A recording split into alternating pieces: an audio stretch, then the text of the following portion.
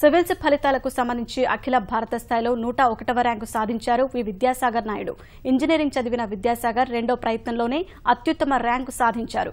పరీక్షల కోసం తాను ఎలా సన్నద్దమైంది, భవిష్యత్తు లక్ష్యాలు ఏంటన్నది ఈటీవీకి ప్రత్యేకంగా వివరించారు విద్యాసాగర్. బీటెక్ పూర్తి చేసిన వాసన విద్యాసాగర్ నాయుడు రెండో ప్రయత్నంలోనే అఖిల భారత స్థాయిలో 101 ర్యాంకును సాధించారు. ఐఏఎస్ కన్ఫర్మ్ అయ్యే విద్యాసాగర్ నాయుడు ఆయన కష్టం ఈ స్థాయిలో సాధించడం వెనక ఆయన కష్టం ఏ విధంగా ఉంది, భవిష్యత్తులో ఆయన ఏం చేయబోతున్నారు అనేదిపై ఆయన తెలుసుకుందాం. Sir, first of all ETV నుంచి మీకు కంగ్రాట్స్ అండి. సార్, మీ అసలు సివిల్స్ సాధించే విషయంలో మీ ప్రయత్నం ఏ విధంగా సాగింది, మీకు ఇన్స్పిరేషన్ ఎవరైనా ఉన్నారా?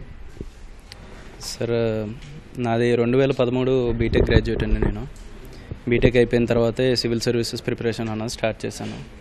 ఆ టైంలో నేను సాఫ్ట్వేర్ జాబ్ చేయనండి. అంటే నాకు ఇంట్లో సింపుల్గా ఒకటే మాట అన్నారండి, నువ్వు సాఫ్ట్వేర్ జాబ్ ఏం చేయక్కర్లే, నేను ఇప్పుడు ఎవడో జాబ్ చేయమంటలే, నీకు కావాల్సింది నువ్వు చెయ్యి, నీకు కావాల్సిన దాని గురించి నువ్వు కష్టపడని అన్నారు. ఆ విధంగా నా civil services preparation I think it started on a good note. And 13 నుండి నేను ప్రిపరేషన్ స్టార్ట్ అయినా. నా ఫస్ట్ అటెంప్ట్ వచ్చేసి 2014 అండి. 14 వాజ్ నాకు ప్రిలిమ్స్లో ఒక 5 మార్క్స్తో పోయింది. 15 ఈజ్ మై సెకండ్ అటెంప్ట్. ఈ అటెంప్ట్ అన్నది I think it is God's grace. నాకు కష్టాన్ని మనం ఎంత కష్టం పెడతామో అంతే ప్రతిఫలం వస్తుందండి. సో నా కష్టానికి 101 వచ్చిందని నేను భావిస్తున్నాను డెఫినెట్గా. అయితే ఈ సక్సెస్ అన్నది మా పేరెంట్స్ సక్సెస్ అండి.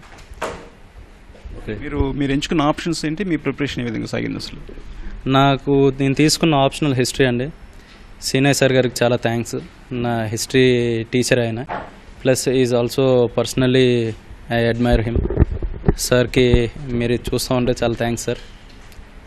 నా ప్రిపరేషన్ వచ్చేసి నేను డైలీ మార్నింగ్ ఒక 10-10:30, 11 ఆ టైంకి వెళ్ళేవాడిని అండి లైబ్రరీకి. నైట్ ఒక 10-10:30 ఆ టైంకి అక్కడ నుండి బయలుదేరేవాడిని. అక్కడే లంచ్ అయ్యి కూడా దగ్గరలోనే ఎక్కడైనా తినేసి చేసేవాడిని. అయితే నేను ఈ టైంలో ఏం లేకపోయినా ఇంట్లో ఐఎమ్ ది ఎల్డెస్ట్ సన్. ఒకవేళ ఇంట్లో ఏమన్నా పనులున్నా అయి ఉన్న ఆఫీస్కి దీనికి ఇబ్బంది అయినా సరే I thank my parents because they have managed very well for these 3 years. 3 rigorous years అని నేను చెప్పాలండి. But one thing I have to say to all the candidates, మీరు తెలుగు మీడియం నుండి వచ్చారా, ఒకవేళ ఇంగ్లీష్ ఆ సబ్జెక్ట్ ఒకవేళ ఎగ్జామ్లో ఉంటే నేర్చుకోండి ఇంగ్లీష్. ఎగ్జామ్ మీ గురించి స్టాండర్డ్ తగ్గిస్తారని చెప్పి ఎప్పుడు ఆశించకండి. ఆప్షనల్ తీసుకునేటప్పుడు you take 4 factors into consideration. The first thing me personal interest లేకుండా ఎవరో చెప్పారని, లేకపోతే ఎవరో బ్యానర్లో వేశారని దీంట్లో మార్క్స్ వస్తాయి, ఇది జిఎస్లో ఇన్ని మార్క్స్ కవర్ అయిపోతాయి తీసుకుంటే ఇవన్నీ నమ్మొద్దండి.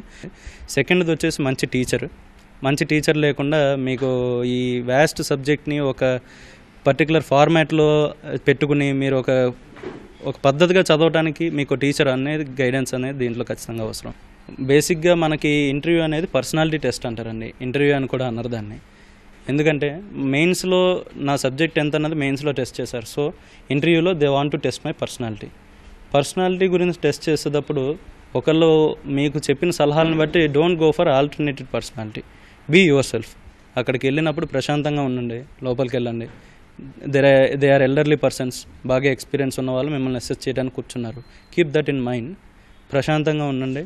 మిమ్మల్ని అడిగినట్టు హానెస్ట్గా చెప్పండి. తెలియదని చెప్పాను నేను. తెలిసినట్టు I gave them a precise thing. Because ఇంటర్వ్యూకి వెళ్ళటం వరకు అంటే అది it's not a small thing. So it's not a test of your intelligence, it's a test of your personality. Civils prepare అయ్యే వాళ్ళకి మీరు ఏ విధమైన సలహా ఇస్తారు?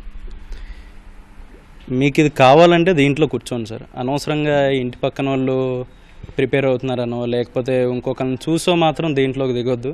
మీకు డెఫినెట్గా దీంట్లో ఒక ఎయిమ్ ఉండి సమాజానికి సేవ చేయాలి, నేను ఎంతో కొంత కంట్రీకి యూజ్ రావాలన్నది. Because this is services. ఇది అలాంటి తపనున్న వాళ్ళు ఖచ్చితంగా రాణిస్తారు. ఈ రోజు కాకపోతే రేపు వస్తుందండి, కానీ రావటం అయితే కంపల్సరీ వస్తుంది. థ్యాంక్ యూ అండి. బెస్ట్ ఆఫ్ లక్ విద్యాసాగర్ గారు. తపన ఉండి లక్ష్య సాధన కోసం ప్రయత్నించినప్పుడు మాత్రమే తాము విజయాలకి దగ్గర అవుతామని చెప్పి, అదేవిధంగా ఎవరో కోరుకున్నట్టు మనం ఐఏఎస్ కావాలని అనుకోవటం అది ఖచ్చితంగా లక్ష్యానికి దూరం చేస్తుందని చెప్పి విద్యాసాగర్ చెప్తున్నారు. కెమెరా నరేంద్రతో నాగాంజనేయులు, ఈటీవీ న్యూస్, హైదరాబాద్.